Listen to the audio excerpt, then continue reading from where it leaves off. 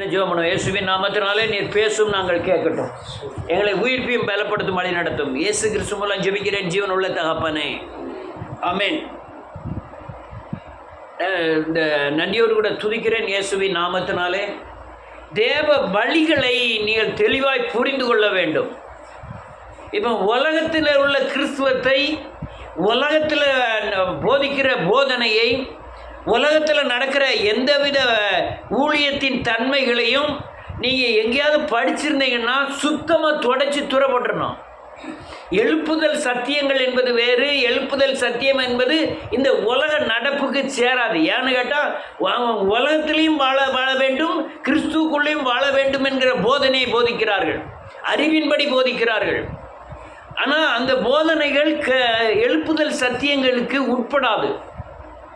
அதனால் நன்றியோடு கூட துதிக்கிறேன். எழுப்புதல் சத்தியங்கள் என்பது ரொம்ப வித்தியாசமானது. இது அல்லேலூயா, இது இந்த பிரசங்கம் அல்ல, இது சத்தியம். வாழ்க்கை முறைகள், வாழ்க்கையில் நடைமுறைப்படுத்தக்கூடிய முறைகள், இயேசுவோடு வாழக்கூடிய முறைகள், இந்த உலகத்தை விட்டு பிரித்தெடுக்கக்கூடிய முறைகள். இவங்க தேவனோடு ஐக்கியப்பட்டு பிசாசை ஜெயித்து சாபத்தை ஜெயித்து இந்த பூமியிலே தேவனோடு நடந்து சமாதானமாய் விடுதலையாய் எதையும் நம்பாமல் தேவனை மட்டும் நம்பி வாழக்கூடிய ஒரு ஜீவ வாழ்க்கை. அதுதான் நான் இப்போ போதிச்சுக்கிட்டு இருக்கேன். நான் 25 வருஷமாக போதிக்க காரியங்களில் ரொம்ப பேர் வராமல் கொஞ்சம் பேர் வர காரணம், 2 பேர் கலந்து போக காரணம், இந்த போதனையை வாழ்க்கையிலே நடைமுறைப்படுத்தி அதற்குரிய அறிவு இல்லாதனால தான் இதை விட்டு கடந்து போனார்கள். தேவனை பின்பற்றுவதற்கு உண்டான சிலுவை சுமக்கக்கூடிய, சிலுவையில் அறையப்படக்கூடிய காரியங்களுக்கு தன்னுடைய வாழ்க்கையை ஈடுபடுத்த முடியாமல் இது அல்லேலூயா உபதேசத்தில் பின்தொடர முடியாமல் பின்வாங்கி போனார்கள். அதனால் இந்த உபதேசங்கள் வேறு. நல்ல நன்றியோடு கூட துதிக்கிறேன். அதனால் இந்த உபதேசத்தில், இந்த எழுப்புதல் உபதேசத்தில் ஒரு ஆள் மட்டும் பாஸ்டர் கிடையாது, ஒரு ஆள் மட்டும் போதகர் கிடையாது, ஒரு ஆள் மட்டும் வரங்கள் பெற்றவர் கிடையாது, ஒரு ஆள் மட்டும் தீர்க்கதரிசி கிடையாது. எல்லாருமே போதகர்கள், எல்லாருமே ஊழியம் செய்கிறவர்கள், எல்லாருமே ஆசாரியர்கள், எல்லாருமே வரம் பெற்றவர்கள். இந்த உலக நடப்பை பார்த்துட்டு அவங்க அந்நிய பாஷை பேசலையே, அவங்க தீர்க்க தரிசனம் சொல்லலையே, அவங்க அற்புத அடையாளம் செய்யலையேங்கிற அல்லேலூயா காரியங்களை இந்த எழுப்புதலில் நீங்கள் எதிர்பார்க்கக்கூடாது. ஏன்னா அதை ரொம்ப மட்டுப்படுத்த விரும்பலை. அது தேவனுடைய காரியத்துக்கு அப்பாற்பட்ட காரியமாக எனக்கு தெரிகிறது. எனக்கு மட்டுமல்ல, எனக்கு தெரிஞ்ச பெரிய நீதி கிடையாது, வேத வசனத்துக்கு விரோதமாய் காண்கிறேன். ஒரு பெரிய பிரசங்கியார் 5000 பேர் முன்ன விட்டு பேசுகிறார். நான் உன்னை சுகமாக்குறேன், இந்த பேர் உடையவர்கள் எல்லாம் வயிற்றில் கட்டி இருக்கு, அல்லேலூயா ஜுரம் இருக்கு, கால் நடக்க முடியல அப்படின்னு வியாதிகளை சொல்லி குணமாக்குகிறேன் என்று சொல்லுகிறார். அது எப்படி குணமாக முடியும்? பாவங்களை மன்னித்தால் மட்டும்தான் நோய் குணமாக முடியும். சரி, இந்த 5000 பேரை நிப்பாட்டி பேசுகிறாங்களா? யாராவது மறுரூபமாக இருக்காங்களா? இயேசுவை போல மாறி இருக்காங்களா? தேவனை பின்பற்றுகிறாங்களான்னா அதுதான் இல்லை. இவர்கள் வேதவசனத்தை கேட்கிறது பூராமே சுகத்துக்காகவும் ஆசீர்வதிக்கிறார் என்பதற்காகவும் காதுக்கு இனிமையாய் இந்த பூமியில் அல்லேலூயா வாழ்கிற வாழ்க்கையை தொடாதபடி கேட்கிற பிரசங்கங்களை மட்டும்தான் அநேகர் கேட்க விரும்புகிறார்கள். கிறிஸ்துவ ஜீவியம் அப்படி கிடையாது. உலகத்திலிருந்து வேறு பிரிக்கணும், நம்முடைய பாவங்களை சிலுவையில் அறையணும், இயேசுவோடு தன்னைத்தான் வெறுக்கணும், இயேசுவோடு வாழணும். அதுதான் தி கிறிஸ்துவ ஜீவியம். அதனால் இந்த கடைசி கால எழுப்புதல் ஊழியத்தில் எல்லாரும் பயன்பட வேண்டும். பழைய ஏற்பாட்டில் ஒருத்தன் தான் தீர்க்கதரிசி இருந்தார், ஒரு ராஜா இருப்பார், ராஜா தேசத்தில் ஒரு தீர்க்கதரிசி இருப்பார். இஸ்ரவேலிலே பெரிய முக்கியமான தீர்க்கதரிசி எலியாவாய் காணப்பட்டார், எலிசாவாய் காணப்பட்டார். அல்லேலூயா, பாபிலோனில் தானியேல், சாத்ராக், மேஷாக், ஆபேத்நேகோ என்ப ஊழியக்காரர்கள் காணப்பட்டார். இப்படி ஒரு சிலர் தான் காணப்பட்டார்கள். ஆனால் புதிய ஏற்பாடு வரும் பொழுதோ எல்லாருமே தீர்க்கதரிசிகள் தான். யார் தீர்க்கதரிசி? நீங்கள் வேத வசனத்தை சத்தியமாய் மாற்ற தெரிந்து சத்தியத்தின் பாதையில் நடந்து அநேகரை சத்தியத்தை போதித்து எத்தனை பேரை விடுதலை ஆக்குகிறீங்களோ அதுதான் தீர்க்க தரிசனம். புதிய ஏற்பாட்டில் இருக்கிற இயேசு சொன்ன வார்த்தைகள் எல்லாமே தீர்க்க தரிசனங்கள் தான். அதனால் நீங்கள் தான் தீர்க்கதரிசிகள். நீங்கள் சத்தியம் உங்களுக்கு அறிய ஆரம்பிச்சிட்டாலே நீங்கள் தீர்க்கதரிசிகள். ஏன்னா வருங்காரியம் சத்தியம் வெளிப்படுத்தும். நீ நடக்க வேண்டிய பாதைகளை சத்தியம். வசனம் என்பது வசனம் தான் சத்தியம்னு வேதம் சொல்லுகிறது யோவானில். ஆனால் வசனத்துக்குள்ளே மறைந்திருக்கிற கருப்பொருளே சத்தியம். அதனால் இந்த காரியங்களை பின்பற்றக்கூடிய ஆவிக்குரிய பலன் தேவை. அதனால் எழுப்புதல் என்பது தனிப்பட்ட மனிதனை சார்ந்தது அல்ல. நாங்கள் என்னது இளம் பங்காளர் திட்டம்னு காலையில் அவர் பால்தநகரன் ஐயா பேசிக்கிட்டு இருந்தார். நான் ரொம்ப இதாக சொல்வேன், இளம் பங்காளர் திட்டத்தில் சேர்ந்த ஒரு பிள்ளைகளாவது விளங்காமல் போயிட்டு வாங்க நான் காமிக்க எத்தனை பேருன்னு. அல்லையா நன்றியோடு கூட யார் 40 வயசு ஆல்பர்ட்டும் கூட இளம்பங்காளர். 1000 ரூபாய் கட்டிட்டா உங்கள் வாழ்க்கையே கர்த்தர் பார்த்துக்கிடுவாருன்னு ஒரு ஆள் சொல்கிறாரு. நம்ம 1000 ரூபாய் கொண்டு போய் கட்டுறோமே, நமக்கு அறிவு வேண்டாமா? நான் சத்தியத்தில் இவ்வளோ நடக்கிறேன், இவ்வளோ மனம் திரும்பி இருக்கிறேன், பாவமன்னிப்பின் நிச்சயத்தை என்ன பெற்றிருக்கிறேன், ஆனாலும் எனக்கு பிசாசின் போராட்டம் இருக்குது. ஏதோ 1000 ரூபாய் கட்டினோடனே என் பிள்ளையுடைய வாழ்க்கையே தேவன் பார்த்து கொள்வார்கிற நினைக்கிற மதிகழான காரியங்கள் எவ்வளவு ஏமாற்றக்கூடியவர்கள் இருப்பார்கள். கடைசி வரையும் அந்திகிறிஸ்து இருக்க தான் செய்வான். நீ ஏமாறாமல் இருக்கணும்னா சத்தியம் தேவை, எழுப்புதல் தேவை. எழுப்புதல் அக்கினி இருந்தால் மட்டும்தான் உங்கள் வீட்டுக்குள்ளே சத்துரு உட்பழக முடியாது. ஒருத்தன் உங்களுக்கு செய்வனை வைக்க உங்களுக்கு மேலே பிடிக்கலன்னா உங்கள் மேலே அக்கினி இருக்கணும். அப்படி இருந்தால் தான் எழுப்புதல் அக்கினி இருந்தால் தான் உங்களை அலுவலிய செய்வனைகள் பிடிக்காது, மேற்கொள்ளாது. வேதம் தெளிவாக சொல்ல உன்னை சத்ருவின் சகல வல்லமையும் உன்னை மேற்கொள்ளாது. அதனால் நன்றியோடு கூட துதிக்கிறேன். இந்த தேசத்திலே தனிப்பட்ட மனிதன் மூலமாய் நடந்த ஊழியங்களெல்லாம் முடிந்து போச்சு. நீ பயங்கர எழுப்புதல் ஆங்காங்கே உண்டாகிக்கிட்டு இருக்கு. இந்திய தேசத்தில் பஞ்சாப் முழுவதும் அல்லையா கிறிஸ்துவ மாநிலமாக மாறிடுமோன்னு இந்திய கவர்மெண்ட் பயப்படுது. உலகத்திலே அல்லையா இந்து நாடு நேபாள் மட்டும்தான்.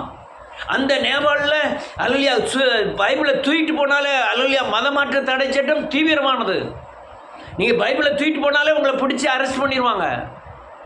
நீங்கள் அல்லையா இயேசுவை சொன்னதுக்கு ஒரு காரணத்துக்காக ஒரு வாலிப பையனை ஒரு கம்பில் கட்டி சுத்தச்சூளை தீய வச்சு அவன் உயிரோடு எரிச்சிட்டாங்க. இன்றைய நிலைமை அந்த இந்து நாடு கிறிஸ்துவ நாடாய் மாறிக்கொண்டிருக்கிறது. அநேகர் கிறிஸ்துவர்களாய் மாறிக்கிட்டு இருக்காங்க. ஈரான் அல்லையா ஈராக் தேசத்தில் அநேகர் கிறிஸ்துவராய் மாறிக்கிட்டு இருக்காங்க. சீன தேசம் இயேசு கிறிஸ்து சொல்லுவதற்கு பயங்கரமான தடை. அவர் நன்றியோடு கூட துதிக்கிறேன். பில்லிகிராம் போய் தான் இயேசு கிறிஸ்துவை பற்றி சொல்வதற்குண்டான வாசலை திறந்து பெரிய மீட்டிங்லாம் நடத்தினார். உலகத்தில் அதிகமாய் பைபிள் அச்சடித்து வெளியிடக்கூடியது சீனா. அவ்வாட்டில் வெளியே பைபிள் வந்து விழுந்துக்கிட்டே இருக்குது. பல மொழிகளில் அடித்து தள்ளுறாப்போ.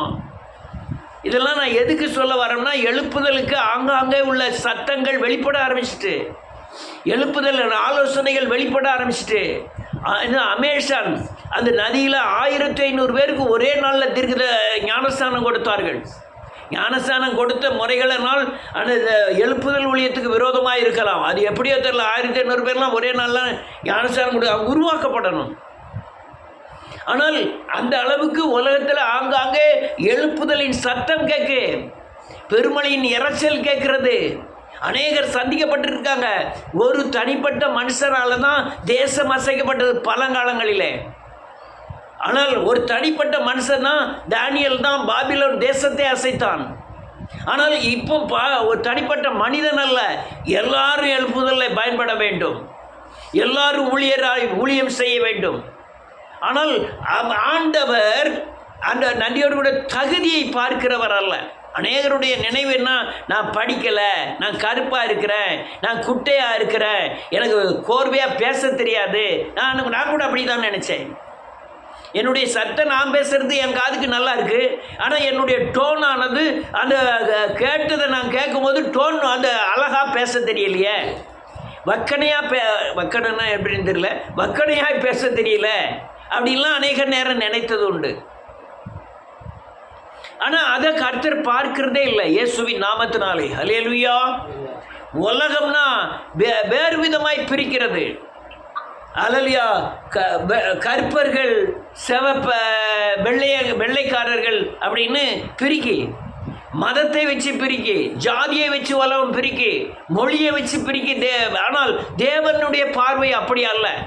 இஸ்லாமியரை எப்படி பார்க்கிறாரோ அப்படிதான் இந்துவையும் பார்க்கிறார், இந்துவை எப்படி பார்க்கிறாரோ அப்படிதான் புத்திஸ்டையும் பார்க்கிறார். ஒவ்வொரு மதத்துக்காரரையும் அலலியா தேவன் பார்க்கிற விதம், அலலியா இவன் ஆவிக்குரியவன், இவன் மாம்சத்துக்குரியவன் அப்படிதான் பார்க்கிறார். அவர் பேர் பிரிக்கிறது போல இவன் ரட்சிக்கப்பட்டவன், இவன் ரட்சிக்கப்படாதவன் அப்படிதான் பார்க்கிறார். நம்ம பார்க்கிற விதம்னா வேற மாதிரி இருக்கலாம். இவன் பணக்காரன், ஏழை, கருப்பு, சிவப்புன்னு பார்க்கலாம். ஆனால் இன்னும் ஒருபடி கீழே இறங்கி சொல்ல போனால், அவர் இந்த உலகத்திலே தன் தகுதியை நம்பி ஜீவிக்காமல் தேவன்தான் என்னுடைய எல்லா தகுதியும் என்று நினைக்கிற அந்த ஆத்மாவை தேடி செல்லுகிறார். யாரெல்லாம் நன்றியோடு கூட துதிக்கிறேன், எனக்கு தகுதி இல்லைன்னு நினைக்கிறோமோ, அந்த தேவன் தான் எனக்கு எல்லா தகுதியும் நினைக்கிறோமோ, தகுதியாக இருக்கிறார்னு நினைக்கிறோமோ, அவங்கள தான் தேசத்தில் பயன்படுத்துகிறார். அற்பமானவர்களையும் இழிவானவர்களையும் 1 கொரிந்தியரில் எழுதப்பட்டிருக்கிறது. வசனத்தை வாசிப்போம். 1 கொரிந்தியர் செல்ல வாசிங்க, 1வது அதிகாரம் 28வது வசனம்.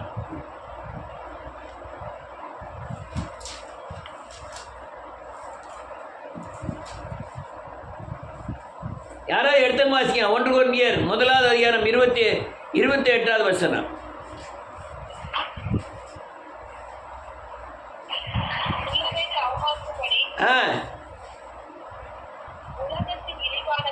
இழிவானவைகளையும்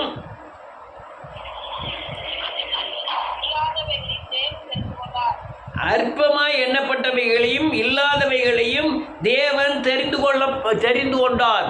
தெளிவாய் சொல்லுகிறது பாருங்க. இந்த கடைசி காலத்தில் தேவன் பயன்படுத்துகிற ஒரு பாத்திரம். நீங்கள் உள்ளவைகளை இருக்கிறதெல்லாம் அவமாக்க முடியாது.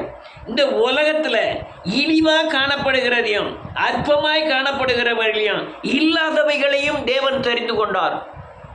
நான் இந்த வேதவசனத்தை வாய்ச்ச உடனே பவுல் என்ன இல்லாதவரா, பவுல் என்ன அற்பமானவரா, அவங்க யாரெல்லாமோ எப்படி எல்லாமே பேசுகிறாங்க. 300 கோடிக்கு அதிபதி அந்த காலத்திலேன்னு சொல்கிறாங்க. அவன் அல்லேலூயா நன்றியோடு கூட துதிக்கிறேன். யூதனாக இருந்தும் ரோம பேரரசில் குடியுரிமையை பெற்றதினாலே எருசலேம் தேவாலயத்துக்கு வருகிற எல்லா ஆடுகளையும் தோலையும் வாங்கி அவன் கூடார அதை பதனிட்டு அதை வியாபாரமாக உண்டான தகுதியை பெற்றான். தகுதினா அந்த அளவுக்கு பணம் வச்சிருந்தான்னு சொல்கிறாங்க. கப்பல் ஓடுனதுன்னு சொல்லாங்க. கமாலியன் பாதத்தில் நான் படிச்சிருக்கேன்னு அவனே சொல்கிறான். நான் கமாலியன் பாதத்தில் படிச்சிருக்கேன். 8ஆம் நாளில் விருத்த சேதனம் அடைந்தவன், பக்தி வைராக்கியம் உடையவன், வேதத்தை தெளிவாய் கற்றவன் அப்படின்லாம் சொல்கிறான். ஆனால் இவ்வளவு இது பெரிய தகுதி. இந்த தகுதியை நான் ஒன்றுமில்லைன்னு அர்ப்பணித்ததுனால தான் அவன் ஊழியம் செய்ய முடிந்தது.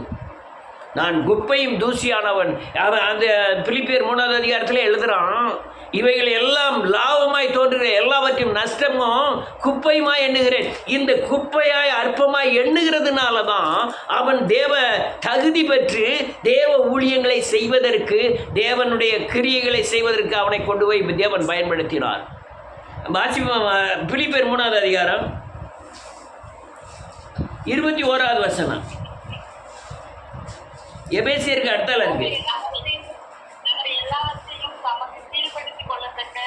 எல்லாவற்றையும் கீழ்படுத்திக் கொள்ளத்தக்க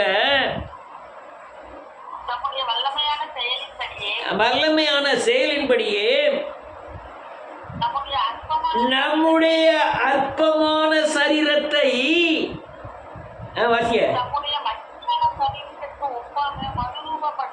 ஆமென் அவருடைய மகிமையான சரீரத்திற்கு ஒப்பாக மறுரூபப்படுத்துவார்.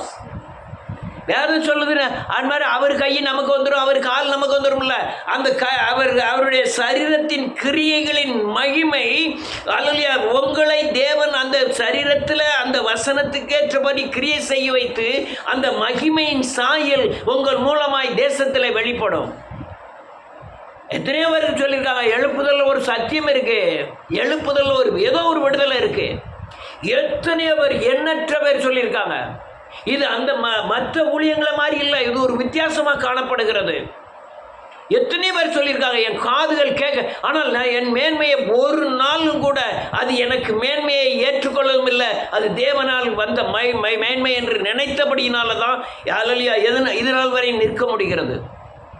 அநேகரே அன்று வந்து சொல்லியிருக்காங்க, இந்த சத்தியமே வேற மாதிரி இருக்க, இதில் போனால் பயங்கர விடுதலை இருக்கிறத நான் உணர்றேனே.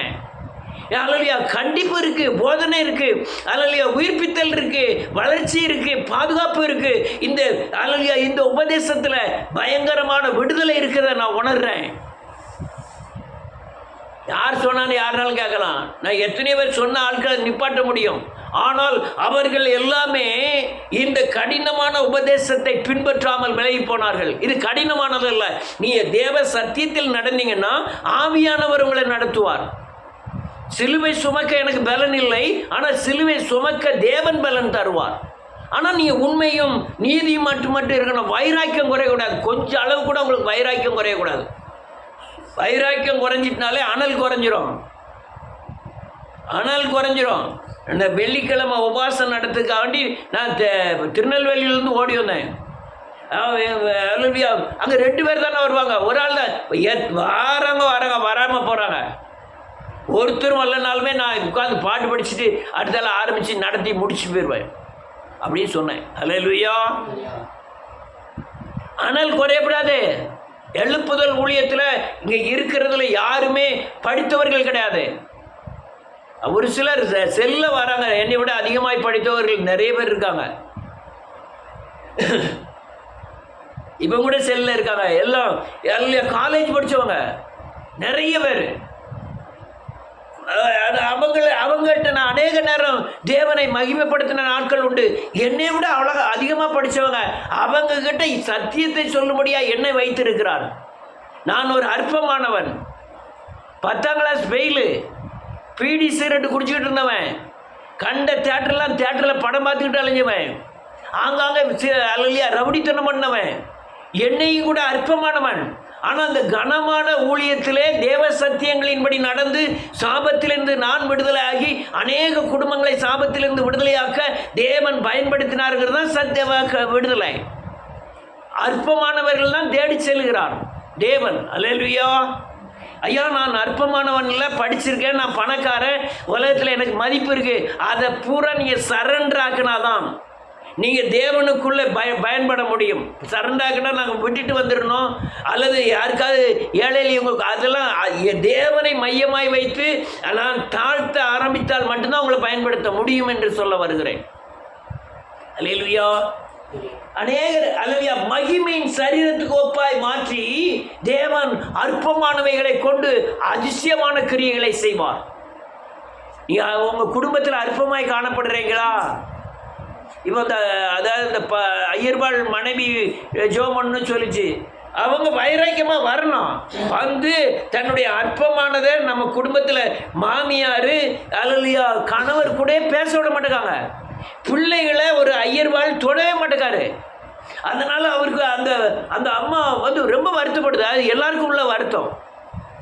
என் பிள்ளைய அல்லலியா ஒரு பிள்ளைய ஒரு கணவர் தூக்கி சுமந்து அவங்க அல்லலியா அதை பராமரித்து தான் மனைவிக்கு ஒரு சமாதானமாக இருக்கும். ஒரு குழந்தை பிறந்த உடனே எத்தனை பேர் பார்த்தாலும் சரி தான் கணவர் வந்து பார்த்தாரான்னு தான் நினச்சிக்கிட்டு இருப்பான். அப்படின்னு நினச்சியோ? என்ன அப்படி இல்லைங்க, எல்லாருடைய நினைவாக தான் இருக்கும். எல்லாரும் மாமனார் மாமியார் யார் பார்த்தாலும் சரி அது பெருசாக தெரியாது. பிள்ளையோட தகப்பன் வந்தாரா, பிள்ளையோட தகப்பன் வந்தாரா, அதுக்கு எதிர்பார்த்துக்கிட்டு இருப்பாவா. அவர் சொல்ல மாட்டா, மனசுக்குள்ளே அவரை எங்கன்னா கண்கள் தேடும், இருதயம் தேடும். அவள் வந்து என் பிள்ளைய தூக்கணும்னு எப்போ அந்த பிள்ளைய தூக்குனாரோ அப்போதான் அவளுக்கே திருப்தி உண்டாகும். குழந்தை பெற்றவங்க ரொம்ப பேர் இருக்கீங்க, நான் ஏதோ சொல்கிறேன் அவ்வளோதான். அல்லேலூயா. அதே மாதிரி தான் அல்லேலூயா. அற்பமாய் காணப்படுகிறவர்களை அதிசயமான கிரியைகளை செய்ய வைப்பார். ஒரு ஆள் அற்பமாய் காணப்பட்டவர் காமிக்க. லேயா ஆதியாகமத்தின் புத்தகம் 29வது அதிகாரம்.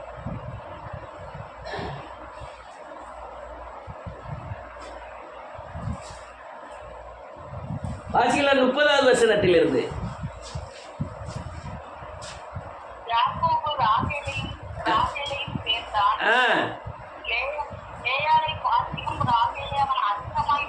நேசித்து வேதம் பாருங்க பாருங்க, ஒருத்தர் கல்யாணம் ஆயிட்டு கல்யாணம் ஆன பிறகு குழந்தையால நினச்சிக்கிட்டு இருக்கான். இல்லையா? அக்கால கல்யாணம் முடிச்சிட்டான். அக்கா மேலே இவனுக்கு விருப்பமே இல்லை. அவன்கிட்டே சொல்லுதான், நான் உன் தங்கச்சியெல்லாம் கல்யாணம் முடிக்கணும்னு நினச்சேன், நீ எப்படி அக்காவை கல்யாணம் முடிக்க? அப்பா பண்ண ஏமாத்து வேலை. அவளை விரும்பவே இல்லை. ஏன்னா அவள் கண்ணு மாறுகண்ணு, அக்காளோட கண்ணு மாறுகண்ணு, கூச்ச பார்வை. ஆனால் ராகேல் இவன் கண்ணுக்கு இனிமையாக இருக்கான். ஆனால் இவன் அல்லையா, இவன் மேலே பிரியமே இல்லை. அடுத்தால எழுதிருக்கு, கண்டு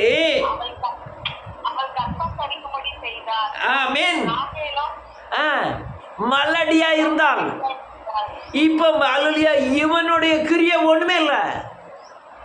அவருடைய பார்வை மட்டும் இருக்கு. யாருடைய பார்வை? தேவனுடைய பார்வை.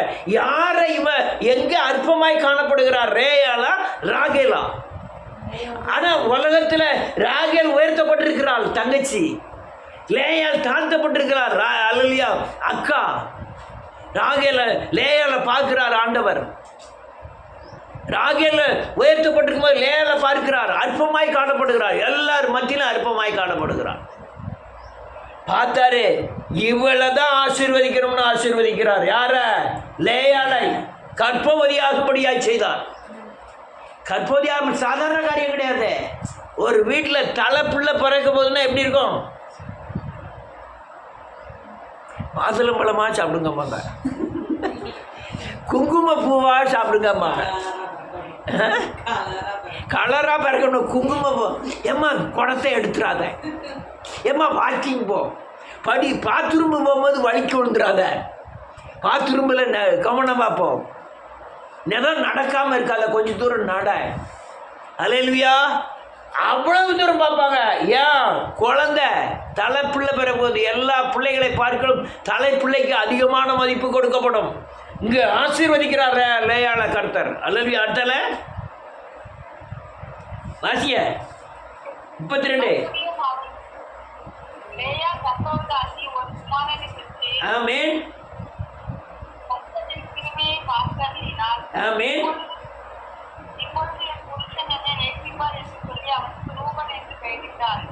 அவ்வளவு நேரம் நேசிக்கல. அவன் சொல்லுதா, பேரே விடுதான், இவ்வளவு நாள் என் புருஷன் நீ நேசிக்கவே இல்லை, இந்த பிள்ளைக்கே அந்த பேர் விடுதான், இனிமேலாவது என் புருஷன் என்னை நேசிப்பான்னு பேர் விடுதான். எவ்வளவு கொடுமை. ஆனால் இவன் தான் அற்பமா நினைக்கான். யாரு அற்பமா நினைக்கல? தேவன் அற்பமா நினைக்கல. அடுத்தல வாசிய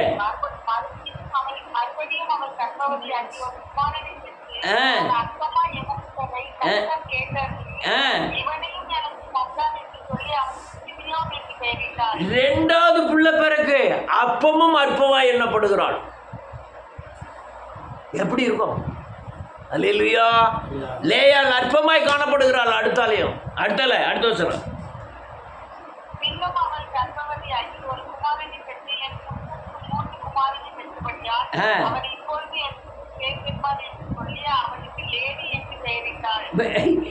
இப்பவும் அவன் கூட இல்லை. அல்லேலூயா. நல்ல காணுங்க. மாமனார் மாமியார் கொழுந்தனார் கொழுந்தியார் எவ்வளவுதான் அந்த மருமவளை சார்ந்து இருந்தாலும் புருஷன் சாராமல் இருந்தால் அவளுடைய நிலைமை என்ன ஆகும் தெரியுமா? ஆமீன். சிலது நினைச்சு பார்ப்பேன், இந்த பொண்ணு பார்க்க வரும்போது 10-25 பேர் வருவாங்க, நல்ல சாப்பிடு. ஆனால் பொண்ணு மாப்பிள்ளை வீட்டுக்கு போகும்போது எத்தனை பேர் போவாங்க?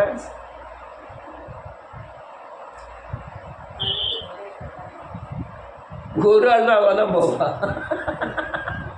இங்கே பொண்ணு பார்க்கறதுக்கு துணிஞ்சு போகிறாள. வேதம் தெளிவாக சொல்லுது. அடுத்தால 2வது 3வது பிள்ளை பேருக்கு அப்போ தான் சொல்லுதான், இன்னும் என்ன நேசிக்கலையே இவன். கர்த்தர் மட்டும்தானே நேசிக்கிறாரு. மனசில் திடப்படுத்திக்கிட்டா இவன் நேசிக்காட்டால் யார் என்ன நேசிக்கா? கர்த்தர் என்ன நேசிக்கிறார் போதும். மீன். அதுக்கப்புறம் தான் அடுத்த வசனம், கடைசி வசனம், மறுபடியும் அவள் கர்ப்பவதியாகி ஒரு குமாரனை பெற்று இப்பொழுது கர்த்தரை துதிப்பேன் என்று சொல்லி போதும். ஆமேன். இப்ப 3 பிள்ளைக்கும் அவன் நேசிக்கவே இல்லை. ஆனா இப்ப என்ன நினைச்சிட்டா, இவன் நேசிக்காட்டால் யார் நேசிக்கிறா? நேசிக்கிறார் என்று இனிமேலாவது நான் இவனை பார்க்க மாட்டேன். யாரை பார்ப்பேன்? தேவனவ. கர்த்தரை இனிமேல் துதிப்பேன் என்று சொல்லி அவனுக்கு யூதா என்று பெயரிட்டாள். அல்லேலூயா. இவன் நேசிக்காட்டால் போறான். அல்லேலூயா. அவனுக்கு யூதா என்று பெயரிட்டாள். அல்லேலூயா. இதுதான் அற்பமாய் கொண்டு என்ன யாரெல்லாம் என்னப்படுதோ அவங்கள கொண்டு போய் பயன்படுத்துவார். சாமுவேல் வந்திருக்கான், ராஜாவா அபிஷேகம் பண்ண போறான். அவனுக்கு 8 பிள்ளைகள். எடுத்துக்கிடுங்க, எடுங்க. இல்லை சாப்பிடு, வாங்கி வைங்க, வாங்கி வைங்க, வாங்கி வைங்க. ரைட்டு, ரெக்கார்டிங் ஆகிட்டு இருக்கு. ரைட். அல்லேலூயா. சோதரம். தாவீது வாரான், 8 பேரை கூட்டி கொண்டு விடுதான் அப்பா. இவன் நினைக்கவே இல்லை. இப்போ யார் அற்பமாக காணப்படுதா? தாவீது. நல்ல வாலிபன், அழகுள்ளவன், சிங்கத்தை கொள்றவன், அல்லது கரடியை கொள்ளுகிறவன். ஆனால் வீட்டுக்குள்ளே என்ன இல்லை, மதிப்பே கிடையாது. அற்பமாக பெரியமான கொண்டு விடுதான் அவன் பயங்கரமாக இருக்கான். இவன் இல்லை, செம்மா வந்தான், நான் சும்மா போனான். அடுத்த போன கொண்டு விடுதான், அவனையும் அபிஷேகிக்க மாட்டான்ட்டான். தேவன் தெரிந்து கொண்டு இவன் தான் நான் கொண்டு போறான். முட்டாள் சாமுவேல், சாமுவேல இவன் இல்லை, நான் தெரிஞ்சு கொண்ட பாத்திரமே அற்பமானவன். இவன் இங்கே 8 பேர்ல ஒருத்தரும் இல்லைன்றார் ஆண்டவர். இல்லையா? அப்போ கேட்கான், வேற யாராவது உன் அவன் இருக்கானா? இல்லையா, ஒரே ஒருத்தன் இருக்கான். அவன் ஆடு மேய்க்க போயிருக்கான், போன மாதம் போனான்னு அல்ல, அவன் பெரியாச்சி பக்கத்தில் தான் இருக்கான்.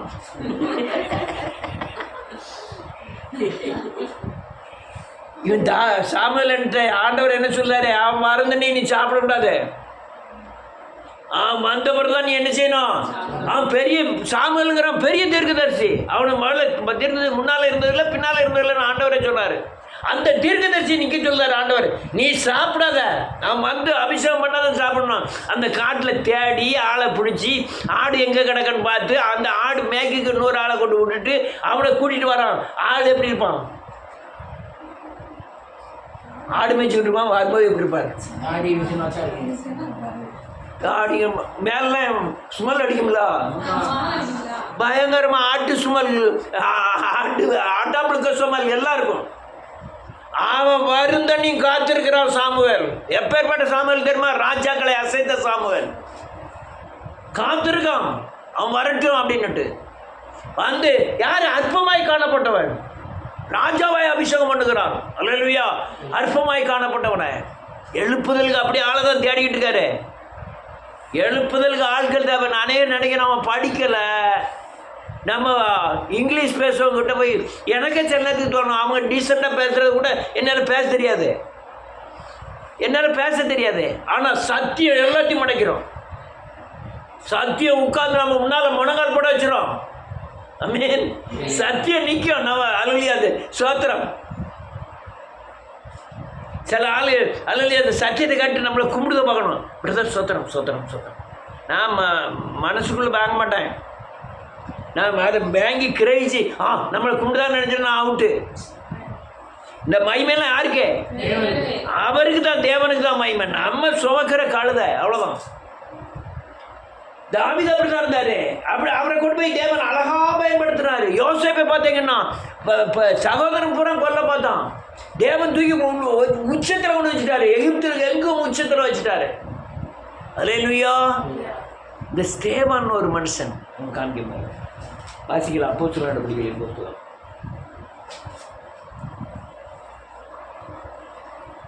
ஏழாவது அதிகாரம்.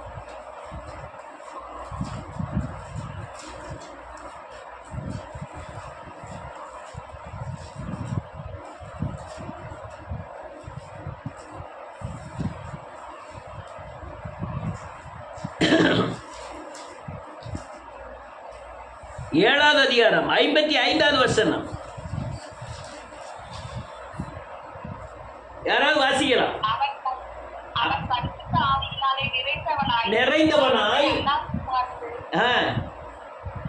தேவனுடைய மகிமையையும் தேவனுடைய வலதுபார்சத்தில் இயேசுவானவர் இருக்கிறதையும் கண்டு அதோ வானங்கள் திறந்திருக்கிறதையும் மனுஷமான தேவனுடைய வலதுபார்சத்தில் இருக்கிறதையும் காண்கிறேன் என்றான். போதும். இவன் ஒரு அற்பமானவன். அல்லேலூயா. இயேசு கிறிஸ்து அந்த சந்ததியை பூரா சொல்றான். ஆண்டவர் ஆதியாமத்தில் இருந்து அல்லேலூயா இந்நாள் வரை நடக்கிற காரியங்களை சொல்றான். சொல்ல சொல்ல கேட்குறவங்களுக்கு பூரா பயங்கர கோபம் வருது. அவன் முன்னால் விட்டு கல்லை கொண்டு எரிதாங்க. முனங்கால் போட்டு இருக்கான். இவன் கல் டான்னு உழுது. அவன் கண்ணை திறந்து பார்க்கான். மாம்ச கண்கள் அடைக்கப்பட்டு ஆவிக்குரிய கண்கள் திறந்து பரலோகத்தில் இருக்கிற இயேசு கிறிஸ்து பிதாவின் வலது பரிசத்தில் இருக்கிற இயேசு கிறிஸ்து எழுந்து நிற்கிறதை காண்கிறான். யாரு? ஸ்தேவான். யார் தெரியுமா? அல்லேலூயா பவுலை சந்தித்தவன். இதெல்லாம் பார்க்கான். பிதாவே இவர்களுக்கு மன்னியும்னு சொல்றான். இதை யார் கேட்டுக்கிட்டு இருக்கா? கல் கொண்டு எறிகிறவன். அல்லேலூயா ஆட்கள் அல்லேலூயா இந்த சட்டையெல்லாம் அவங்க இந்த பரிசேர் சதிசேர்லாம் சட்டை போட்டிருப்பாங்க. பெரிய கோட் மாதிரி அவங்க பெரிய இது மாதிரி போட்டிருப்பாங்க. அந்த ட்ரெஸ்ஸை வச்சு தான் இவன் ஆசாரியனா, இவன் பரிசேனா, இவன் சதிசேனான்னு கண்டுபிடிக்க முடியும். அந்த வஸ்திரத்தெல்லாம் பவுல் கால்கடியில் வச்சுட்டு இவங்க கல்லை கொண்டு எறிய போயிட்டான். ஏன்னா ஒரு வஸ்திரத்தை உடுத்திக்கிட்டு போய் அது தேவனை தீட்டுப்படுத்தின மாதிரி ஆயிரும்னு சொல்லி வஸ்திரத்தை கழுத்து வச்சுட்டு தான் நாங்கள் இது பண்ணுவாங்க. அது அந்த தீர்ப்பு செய்வாங்க அவங்க. அந்த 8வது அதிகாரம் அடுத்த அதிகாரம்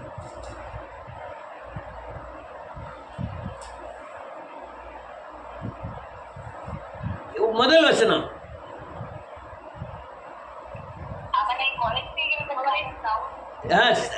சமைத்திருந்தான்.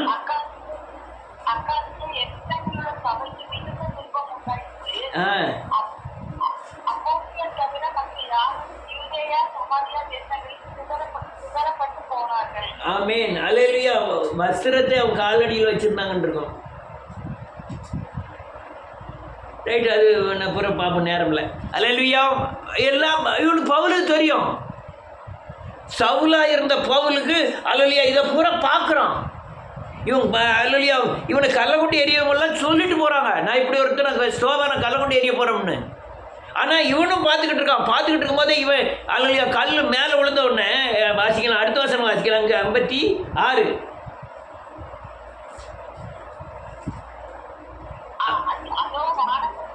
வானம் திறந்திருக்கிறதையும் மனுஷகுமாரன் காண்கிறேன் என்றான்.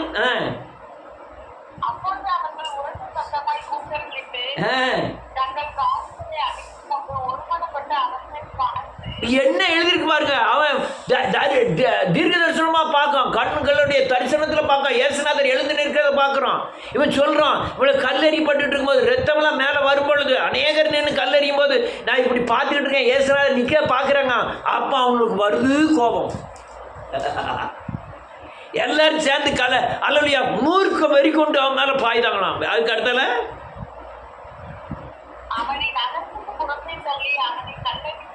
கல்லறிந்தார்கள்.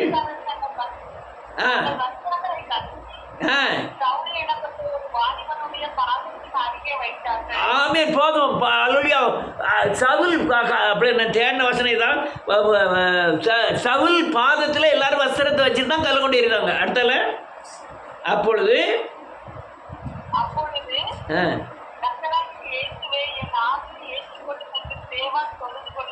ஆமென் கல்லறிந்தார்கள்.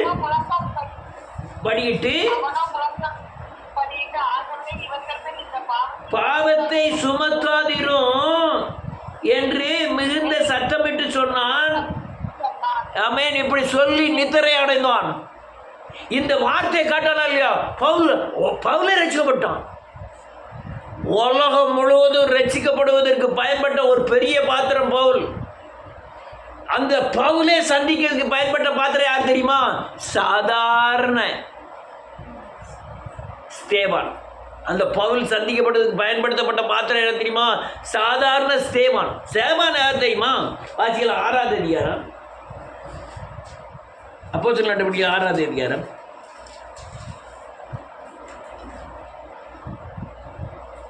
ரெண்டுலேருந்து வாசிக்கலாம்.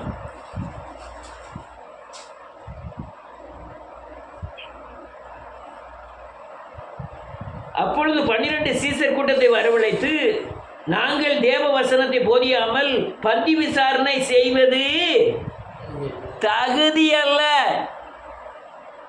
அப்போஸ்தலர் 6ஆவது அதிகாரம் 2வது வசனத்திலிருந்து வாசிக்க. ஆதலால் சகோதரரே, பரிசுத்தாவியும் ஞானமும் நிறைந்து நற்சாட்சி பெற்றிருக்கிற 7 பேரை உங்களில் தெரிந்து கொள்ளுங்கள். அவர்கள் இந்த வேலைக்காக ஏற்படுத்துவோம். நாங்களா ஜெபம் பண்ணுவதிலும் வேத வசனத்தை போதிக்கிற ஊழியத்திலும் இடைவிடாமல் தரித்திருப்போம் என்றார்கள். இந்த யோசனை சபையார் எல்லாருக்கும் பிரியமாய் இருந்தது. அப்பொழுது விசுவாசமும் பரிசுத்தாவில் நிறைந்தவனாகிய ஸ்தேவானையும் பிலிப்பையும் புரோக்கோரையும் நிக்கோனரையும் தீமோனையும் பர்மானாவையும் யூத மார்க்கத்தார் அனைவரையுமான அந்தியோகியா பட்டணத்தாகிய நிக்கோலசாவையும் தெரிந்து கொண்டார். இது யார் தெரியுமா? பந்தி விசாரிப்புக்காரன். பெரிய ரெவரண்ட் கிடையாது, பெரிய ஊழியக்காரன் கிடையாது. அல்லையா பந்தி விசாரிப்புனா அல்லையா பந்தி பரிமாறக்கூடியவன், இலை போட்டு தண்ணி வச்சு ஊற்றக்கூடியவன், ஆனால் பரிசுத்த ஆவியில் நிறைந்தவன். இவனை கொண்டு பயன்படுத்தாது யார? தேசத்தை அசைக்கக்கூடிய பவுலை பயன்படுத்துகிறார். உலகம் முழுவதும் கிறிஸ்துவம் பரவதுக்கு பயன்படுத்தப்பட்ட ஒரு பெரிய பாத்திரம் பவுல். அவனை மீட்டெடுப்பதற்காக பயன்படுத்தப்பட்ட பாத்திரம் ஒரு சின்ன அற்பமாக எண்ணப்பட்ட பாத்திரம். எழுப்புதலுக்கும் அப்படிப்பட்ட பாத்திரம் தான் தேவன் தேடி கொண்டிருக்கிறார். பிடிச்ச மீனா என்ன தெரியாது பேதுருவுக்கும் யோவானுக்கும் தேசத்தை அசைத்தார்கள். தேசம் முழுவதும் பயன்படுத்தப்பட்டார்கள் பேதுருவும் யோவானும். உலகத்திலே முதல் சர்ச்சை பேதுருவின் சர்ச்சை தான், பேதுருவின் ஆலயம். அதனால் உலகம் முழுவதும் இவங்க 11 பேர் எந்த நாட்டுக்கெல்லாம் போனாங்களோ அங்கெல்லாம் பயங்கர எழுப்புதல் உண்டானது. 2000 வருடங்களாய் உலகம் முழுவதும் பயன்படுத்தப்பட்ட பாத்திரம் அற்பமாய் தேவனால் தெரிந்து கொள்ளப்பட்ட 11 பாத்திரங்கள் தான். இந்த 11 பாத்திரங்களை வைத்தான் அல்லேலூயா அந்த சுவிசேஷம் அல்லேலூயா உலகமெங்கும் பிரசங்கிக்கப்பட்டது. அதனால் அற்பமானவர்கள் தான் தேவன் தேடிக்கிட்டு இருக்காரு. என்ன ரொம்ப பேரை சொல்லலாம் அற்பமானவர்களை. விடிய காலம் தண்ணி கோர போனால் நம்மளை யாரும் பார்த்துருவாங்க, சாயங்காலம் தண்ணி கோர போனால் யாரும் பார்த்துருவாங்கன்னு சொல்லி ஒரு பொம்பளை மத்தியானம் போல் தண்ணி கோர போகிறான். யாரு இல்லை யோசனை பண்ணி பார்க்கணும். யாரு? சமரியாஸ்ரீ 5 கல்யாணம் முடிச்சுவா. அவன் அப்படியே காலம் போனால் யாரும் நம்மளை பார்த்து கேலி பண்ணிடுவாங்க, சாயங்காலம் போனால் யாரும் கேலி பண்ணிடுவாங்கன்ட்டு நடு மத்தியானம் போல கூட தூக்கிட்டு போகிறான். அங்கே போய் கண்டுபிடிக்காரு, அவனுடைய வாழ்க்கை முறை சொல்கிறாரு, அவனுடைய வாழ்க்கை பற்றி சொல்கிறார். அவன் அற்பமாய் காணப்பட்டவள். போய் அங்கே போய் நின்று சொல்லுதா, என் வாழ்க்கை முறையை சொல்லி என்னையே மாற்றிட்டார் ஒரு மனுஷன். அவங்க பாருங்க, ஊரே கிளம்பி வருது யார் அவள்னு. ஏன்னா அவரை பற்றி யாருக்கும் தெரியாது, அவளை பற்றி எல்லாருக்கும் தெரியும். அவளே சொல்ல என் வாழ்க்கை முறையை மாற்றின ஒரு மனுஷங்க இருக்காரு, அவர் பாருங்கன்னு. உலகத்தை அசைச்சிட்டா பயன்படுத்தினார் தேவன். அற்பமான பாத்திரம். தன் வாழ்க்கையை பூரா கல்லறையிலே கழிச்சு கொண்டு ஒரு மனுஷன். சாப்பாடு என்னன்னு தெரியாது, துணி ட்ரெஸ்ஸு கிடையாது, குளிப்பு கிடையாது, தாடி மீச வளர்ந்த ஒரு பல நாட்கள் தன்னையும் காயப்படுத்தி வருகிற எல்லாரையும் காயப்படுத்திக்கிட்டு இருந்தான். பொண்டாட்டி பிள்ளைகளெல்லாம் கைவிடப்பட்டவன், சொந்த பந்தங்களெல்லாம் கைவிடப்பட்டவன். அல்லது குளிச்சதே கிடையாது, அற்பமாய் காணப்பட்டவன். யாரு? லேகியோன். அவனை பேயப்புறம் துரத்தினாரு. அவன் போய் சொல்கிறான், தெக்கோபலிங்கிற தேசம் எங்கும் இயேசுவை பற்றி சொல்லி அவங்க 10 தேசங்கள் தேவனை சேவித்தது. அற்பமாய் காணப்பட்டவர். பெரிய பெரிய சாட்சிகளை தேவன் எடுத்து போகிறார். கொலகாரங்களையும் பிச்சைக்காரங்களையும் அல்லையா மொடவர்களையும் சப்பானிகளையும் அல்லையா படிக்காதவங்களையும் ஆடு வைக்கிறவர்களையும் அல்லையா தேசத்தில் தேவன் பயன்படுத்த போகிறார். ஆனால் நம்பணும், ஆண்டவர் என்னை எடுத்து என்ன செய்வார்? பயன்படுத்துவார். நான் தகுதி இல்லை தான், ஆனால் என்னுடைய தேசத்தில் தேவன் எடுத்து என்னை பயன்படுத்துவாருங்கிற விசுவாசம் உங்களுக்குள்ளே வரணும். வந்தால் தேசத்தில் உங்களை தேவன் பயன்படுத்துவார்.